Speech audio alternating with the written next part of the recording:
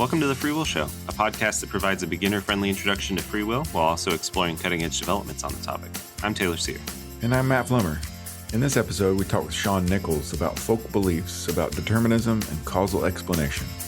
Thanks for listening.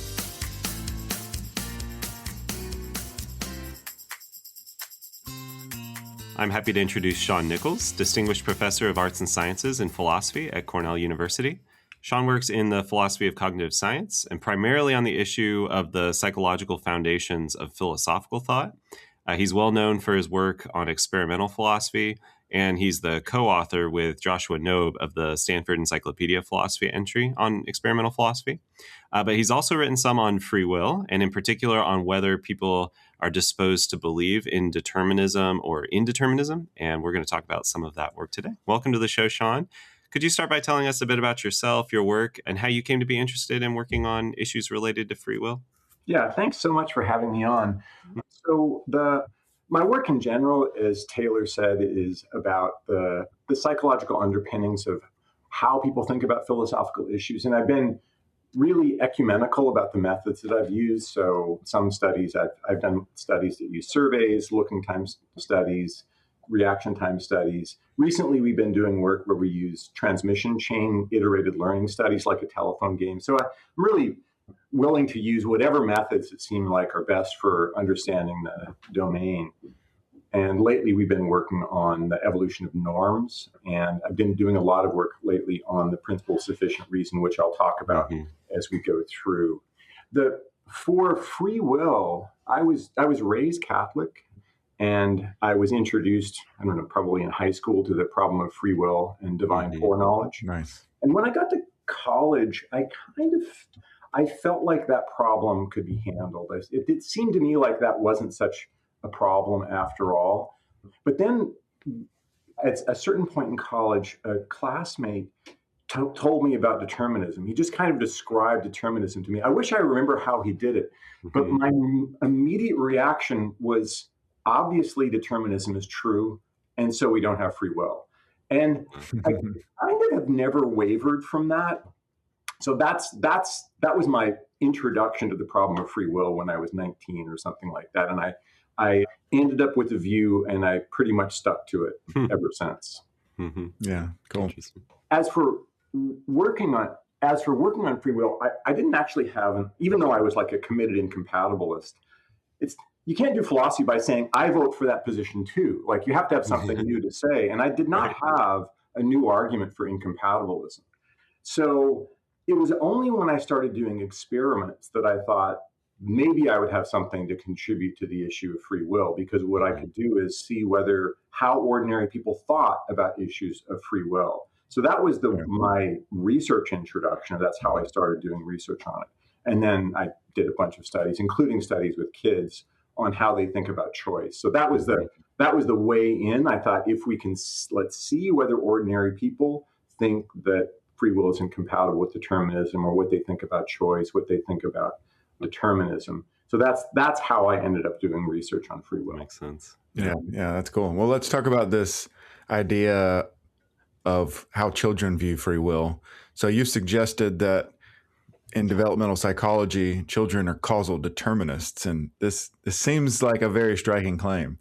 Some of our listeners will be familiar with determinism already because we've talked about it before in previous episodes. But for those who aren't, could you first give us a brief explanation of determinism and then say why it might seem like children endorse it? Sure. So one way to think about determinism is that determinism holds that everything that happens is inevitable given what happened before.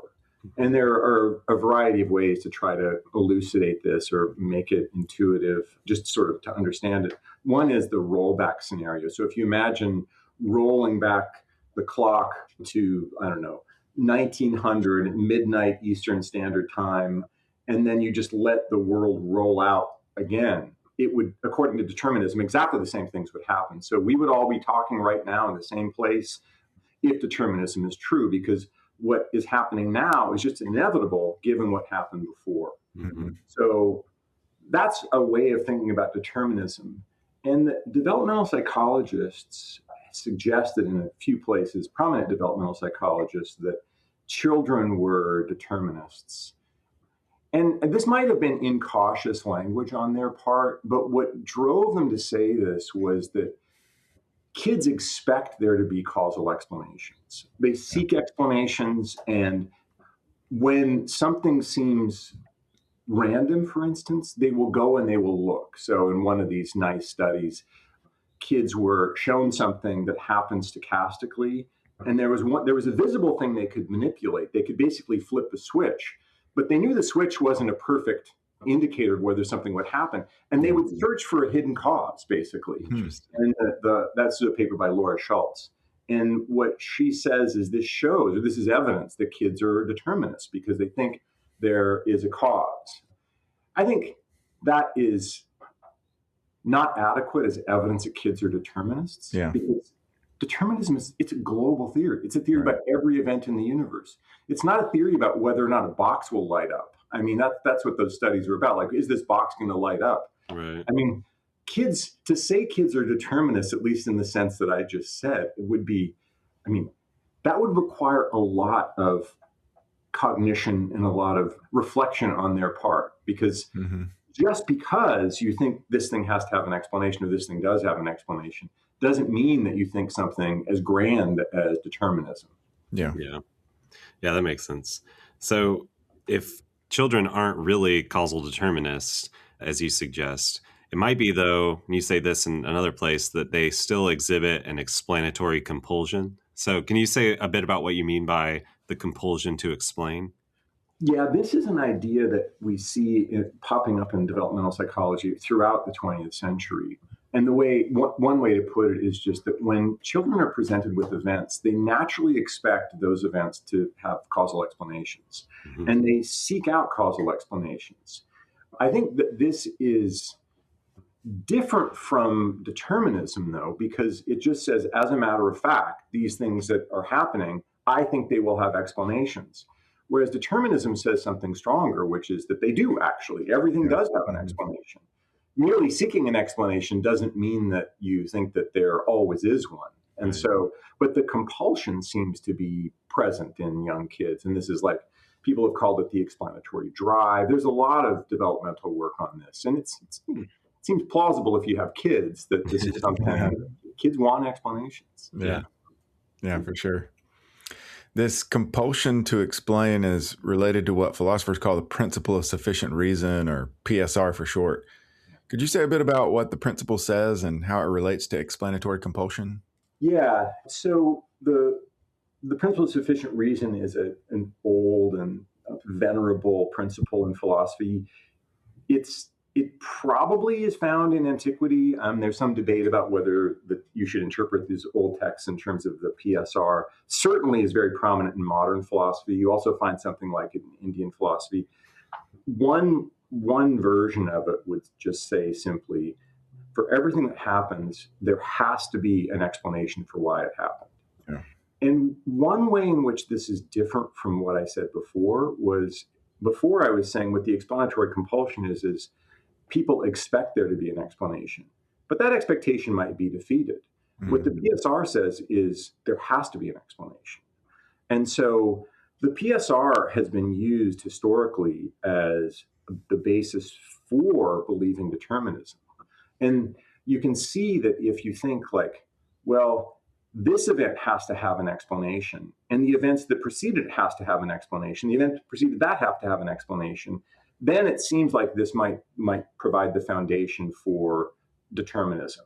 And you get those kinds of arguments from Leibniz and Spinoza in favor of determinism. So I think that the PSR has been historically very important in philosophy, and it's also been important for establishing or arguing for determinism. In fact, I mean, if you look back in the history of philosophy, you see like at least apparent affirmations of determinism, the very beginning of Western philosophy. So Leucippus says that everything happens for a reason and by necessity. Now, there was no science. It's not like he went around and looked at all the journals and saw, oh, it looks like all the stuff that's happening we can explain.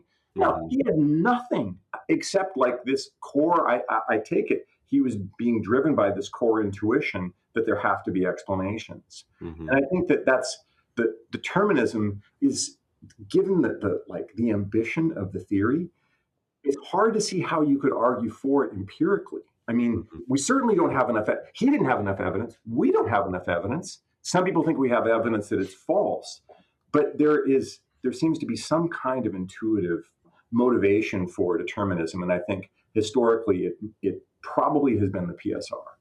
Yeah. That's interesting because I've heard a lot of people say determinism became really popular with the rise of modern science, or with Newtonian science in particular. But it seems like, well, maybe the PSR is in the background there. It's not really just the science. Maybe it's something deeper. I think that's right. In fact, I mean, I have been pretty convinced by this work by John Norton that Newtonian mechanics is not necessarily deterministic. That at least I was brought up to think that Newtonianism entailed determinism.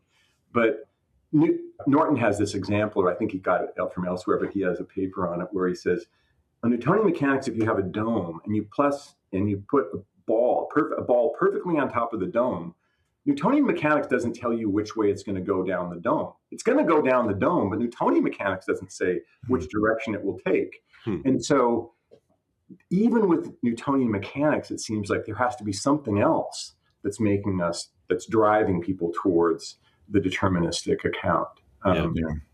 That's interesting.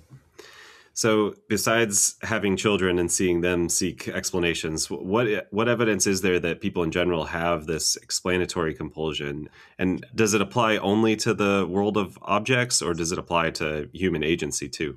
I think that the explanatory compulsion applies across the board for sure. That's an easier claim to make. Kids are very interested, and they expect there to be a reason why people do what they do.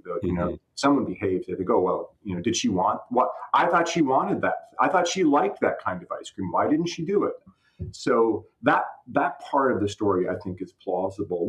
What we have been doing lately has been to look at something stronger, like the principle of sufficient reason, to see whether people think that there has to be an explanation. Mm-hmm. And in our work on adults, so this is beyond the explanatory compulsion, because it is like, oh, there has to be an explanation for this. So we've done a bunch of different things. So one is just you ask people the obvious flat-footed question: do you think that there has to be an explanation for anything that happens? We ask this a variety of ways.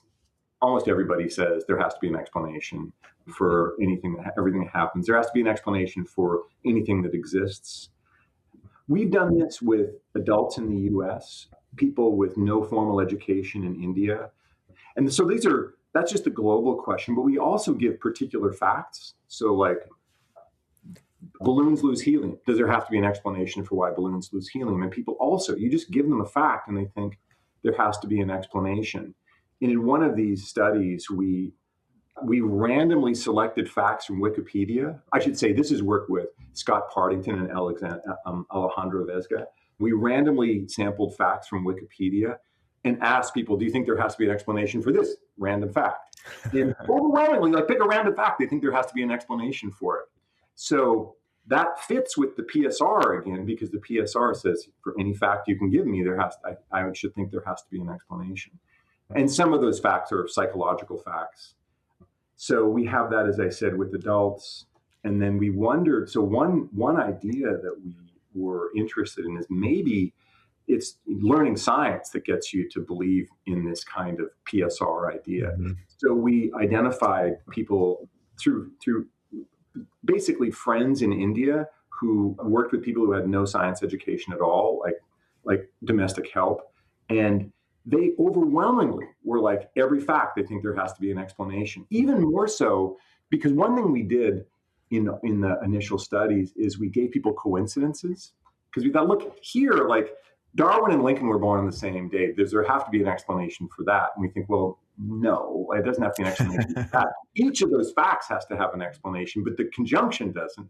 Yeah. Or something like the word snow and synecdoche, they have the same first letter. Does there have to be an explanation for that? And people will say, no, there doesn't have to be an explanation for that.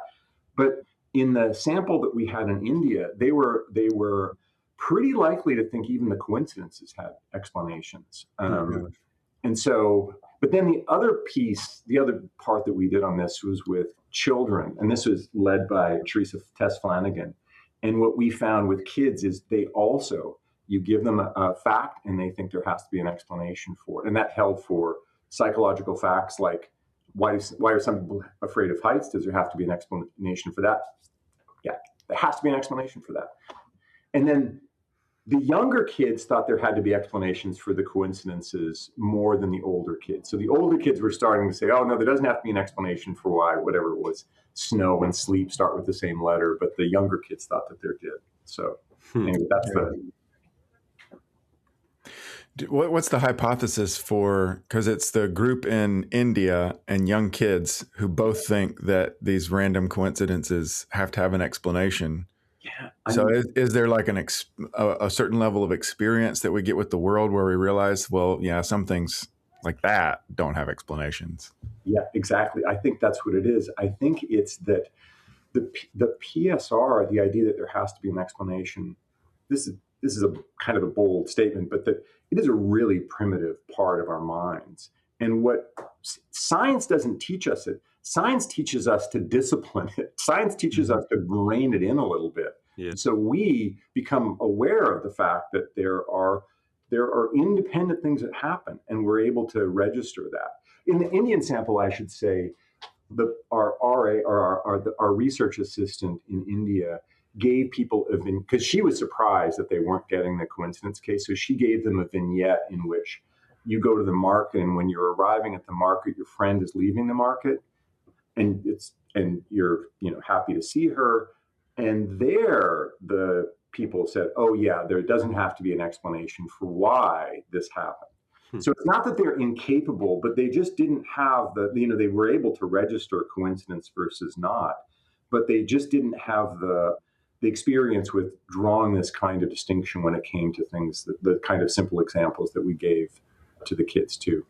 Yeah, so that's interesting. Yeah, that is interesting. A last thing, I wanted to say a little bit about how this connects to determinism because that's just the PSR. Right. But for determinism, I think that ordinary people actually have very determinist friendly intuitions in certain contexts, because I think the PSR kind of drives them to it. But I used to do this exercise in my class where I would give people a twin case, and I would say, so imagine there are these two guys, and they're psychologically the same, they have the same name, so that anything one guy wants, the other guy wants just as much. And let's suppose they're trying to decide whether to join the Boy Scouts, that make them 12-year-olds or something. And then I would say, they're trying to decide whether to join the Boy Scouts. Do you think maybe they'll decide different things? And most people in the classes, and then I also did a version of this as a study, most people say they'll decide the same thing. They have to decide the same thing. But there was always a person or two who would say, no, they might decide something different. And I say, well, tell me more. And almost invariably, they would say something like, well, maybe that one Jerry wants it a little more. Or maybe that one Jerry likes the Boy Scouts more. I'm like, no, you just broke the rules. Like, what they're doing is they are, it seems like in order to say, oh, they would choose something different, they're expecting that there should be some kind of explanation for why they would make these different choices. Right. So that feels very much like the PSR is driving them to something that looks like a kind of determinist commitment. So I do think that determinism is ready. We're like primed for determinism because of PSR. It's not something that is like a crazy scientific hypothesis that we can't make sense of. I think a lot of people find it very surprisingly intuitive when you start to spell out the examples. Yeah. That's interesting. Well, we've been talking about the natural disposition to expect explanations, including of human behavior. But you point out that we have another natural disposition that may pull us in the other direction. And this second natural disposition is to take choices or decisions to be undetermined. Can you say a bit about the evidence for this disposition? Well, I think the main evidence for this is first personal. And philosophers don't feel like, I don't think I'm unique in this, but a lot of philosophers don't seem to register it as much as I do. But it seems to me like when I think about determinism, like what I'm saying right now is inevitable given, the Big Bang or whatever. My thought right now as I'm trying to formulate a word, that's all already set in stone. That is very disorienting to me. That does not feel like what I'm doing. When I think, oh, this thing I'm about to say, wait, that was already, whatever I do, was already set. Right. That just seems so bizarre to me. Like it seems to me like I get to make these kinds of free choices. And I think that is just the main reason. And I mean, we've done experiments on this to see how people think about this. And I think that people report this kind of phenomenology of like it being causally open to them. There are also, of course, if you ask people things like, could you have done otherwise? People will often say yes. You say, even if everything was exactly the same right up to the moment of choice, people feel like they could have done otherwise.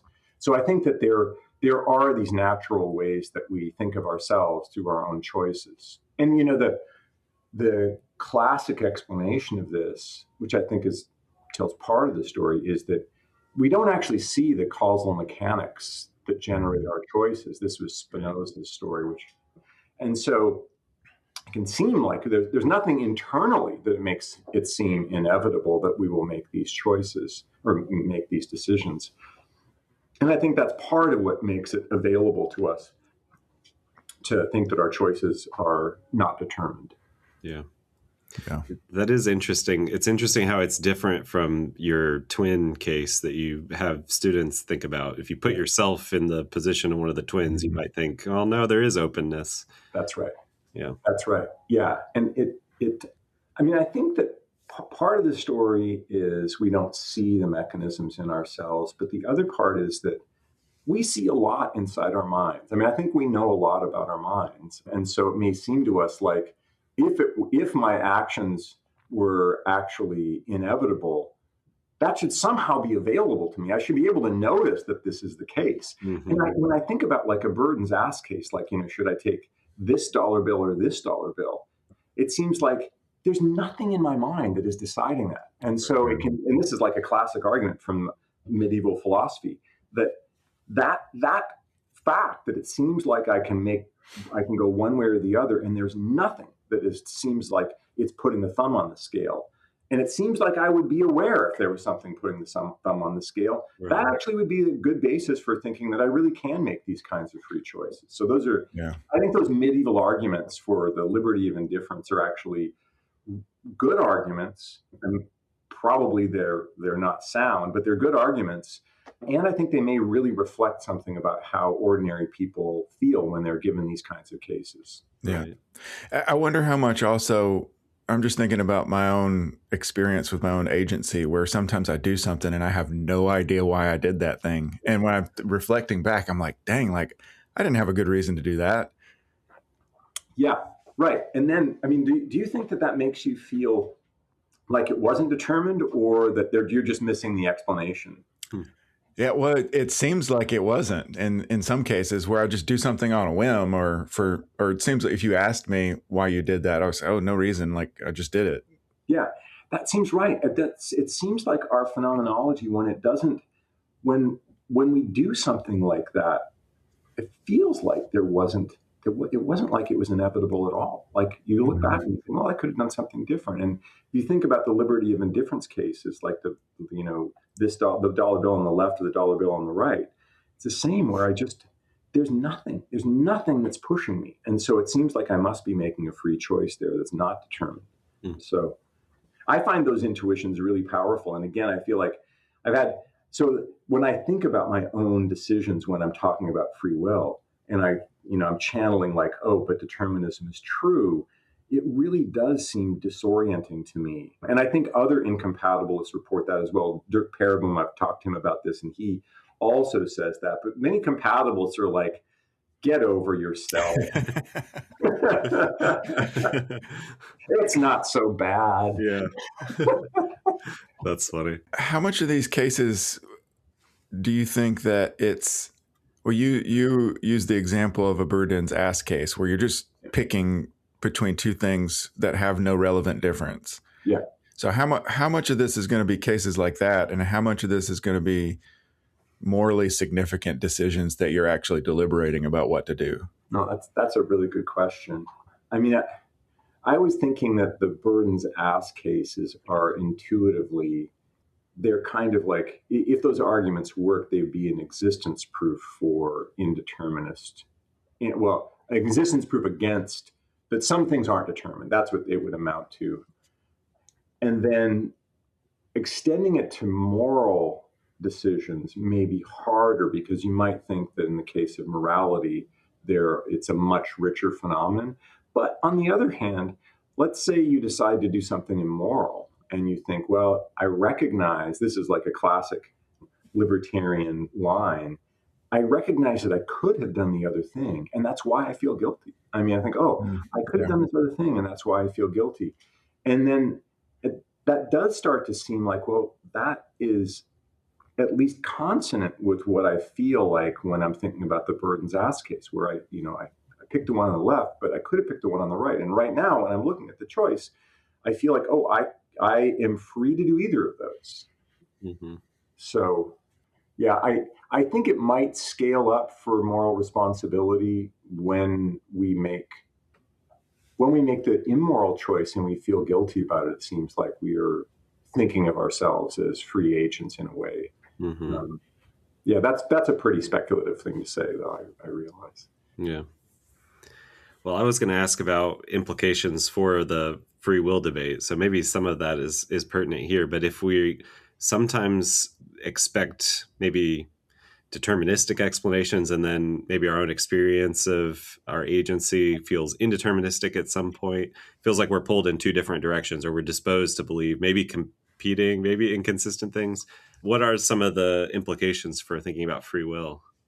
Well, I mean, I feel like if it's true that ordinary people have these two intuitions, like they have some tendency to determinism, but also some like feeling of libertarian freedom or some feeling of indeterminism. I always feel like we shouldn't to deny the second thing and say, oh, tut tut, people are just. I feel like that's kind of bad faith. I think we need to recognize that if incompatibilism captures how ordinary people think about things, how I thought about things when I was a 19-year-old, I don't want to sweep that away the way philosophers are often want to do and say, oh, these things that seem like big problems when you're 19, actually, we gotcha. It's going to be fine. I don't really, the don't worry, be happy approach seems to me to be missing out on some kind of deep part of the human condition. Yeah. However, when it comes to like getting along in the world, it seems like maybe we need to like say, let's register that we have these incompatibilist intuitions, but we also need to like function in society. And our ordinary responsibility practices seem like they're really important to that. I mean, it seems like holding each other responsible, holding ourselves responsible is something that we don't want to give up to if we want to keep things running smoothly in our relationships. And so I tend to think that even though incompatibilism captures the intuitive perspective, probably better off if we relax that and we allow ourselves to hold each other responsible. Yeah. Mm-hmm. Yeah. Yeah. That seems like a weird conclusion to me. Why?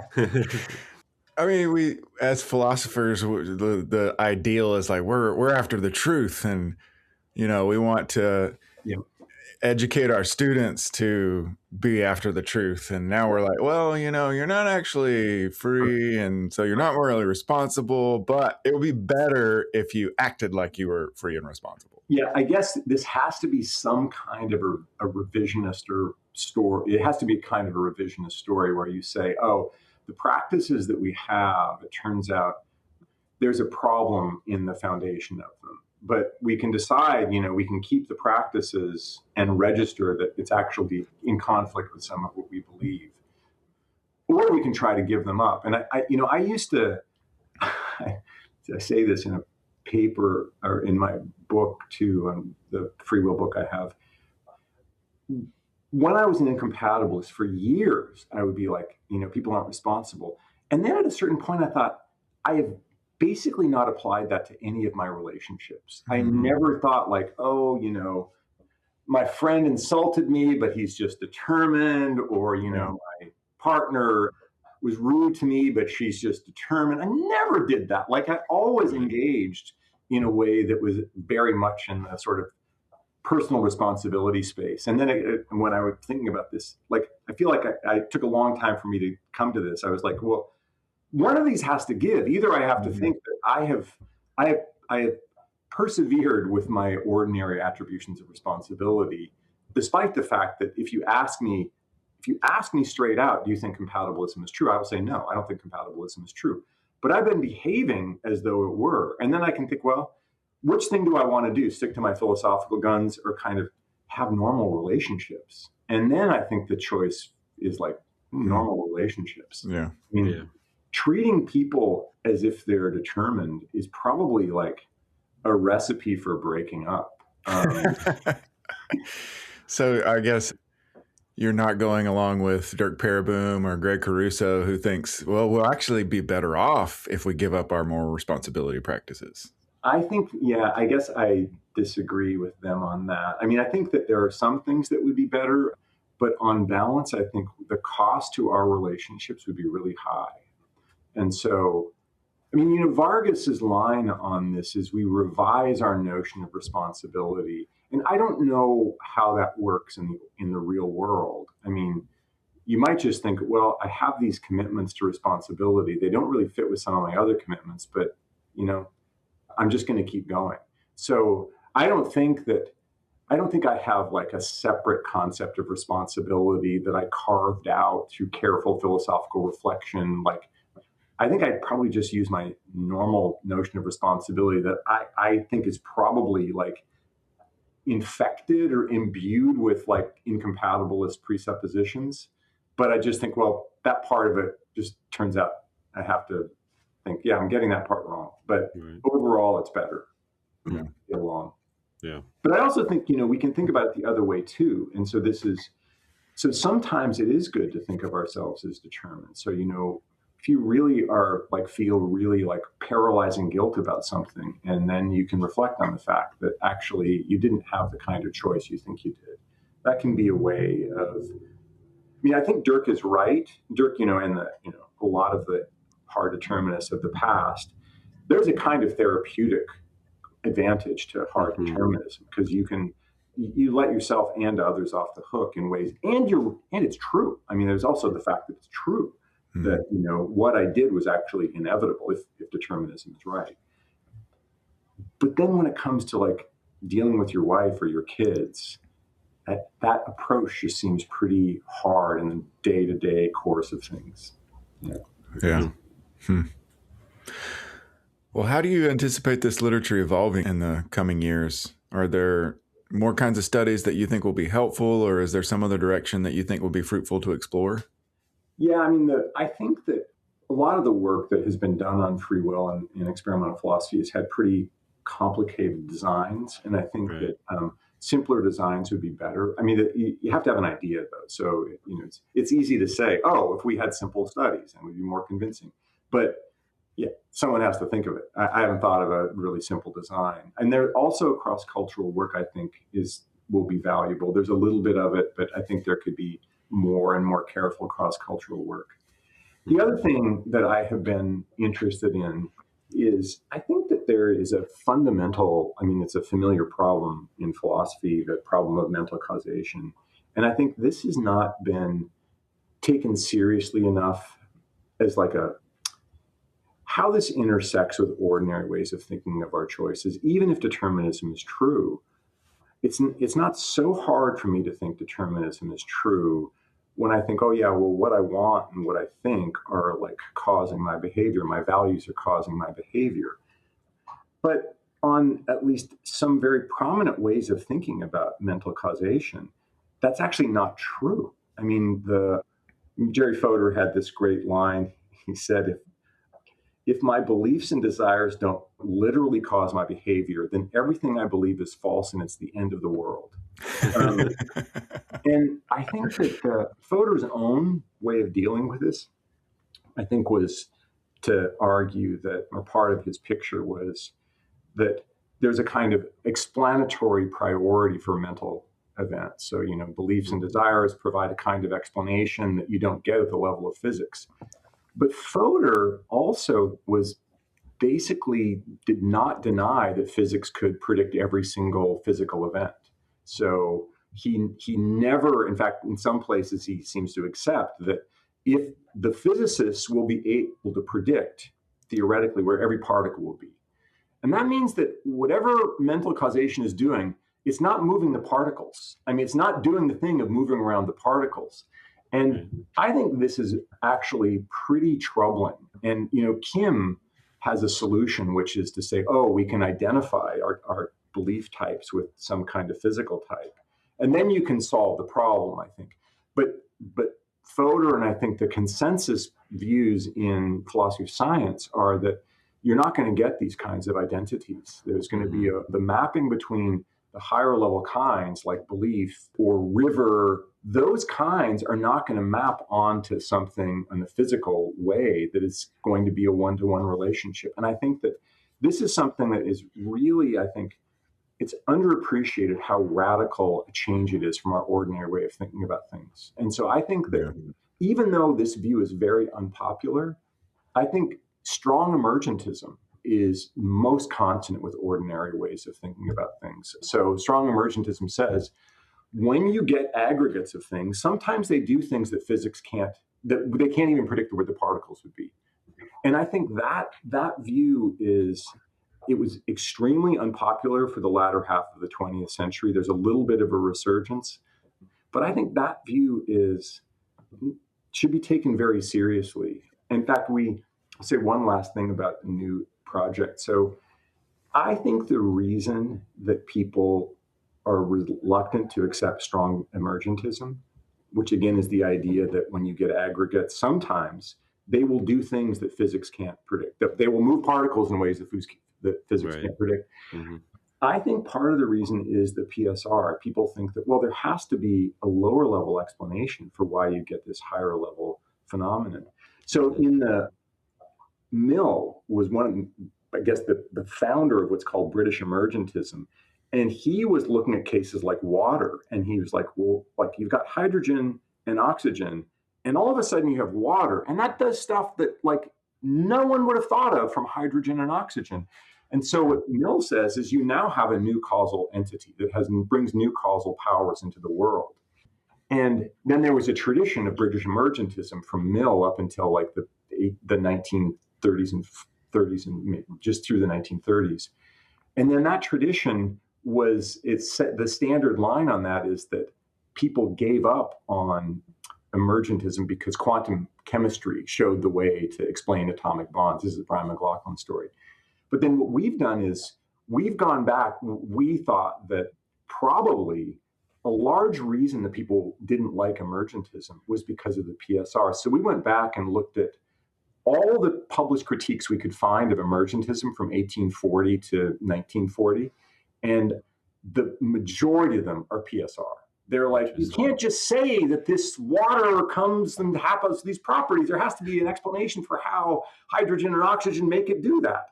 And so I think the PSR is actually implicated here as well. And what's interesting to me about that is most people now in philosophy don't believe the PSR. They think the PSR is overly ambitious. There's not an argument that you can get in favor of it.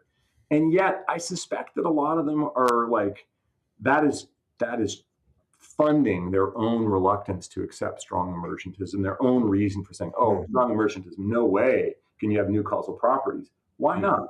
Show me, do you actually have the science that tells me how all these higher level properties emerge from the lower level properties? Many cases, certainly not. And yet people are still very strongly against strong emergentism. So anyway, I think that is and how this scales up to mental causation, I think is a big question for future work. That's great. Interesting. Well, thanks so much, Shaun, for joining us. Where can listeners go to follow your work? Oh, I guess my website at Cornell, I'll update it. Nice. Yeah. Cool. We'll link that. All right. Yeah. Yeah. Thanks again, Shaun. Well, thank you guys. This is really fun. I appreciate your taking the time to talk to me. In our next episode, we'll talk about moral responsibility for consequences and implications for thinking about AI. And our guest will be Josefa Demertis, postdoctoral fellow in embedded ethics at Harvard University.